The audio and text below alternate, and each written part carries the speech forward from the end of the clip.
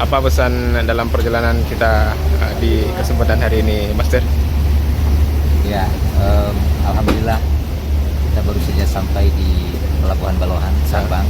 Alhamdulillah setelah tadi melewati perjalanan yang menurut saya cukup penuh tantangan, ya, ombaknya luar biasa tinggi, dan ini benar-benar menjadi pesan bagi kita bahwa perjuangan itu tidak mudah. Hidup itu butuh perjuangan, termasuk untuk hal-hal yang menurut kita baik pun, maka nggak semua kebaikan itu bisa kita raih dengan gampang, dengan mudah.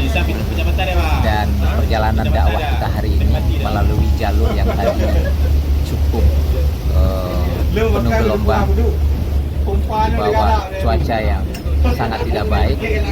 Ini memberi pesan sekali lagi kepada kita bahwa ketika kita punya komitmen untuk berbuat baik, maka jangan kemudian tantangan itu membuat kita menjadi mundur kita. Ya. Oke, terima kasih Master.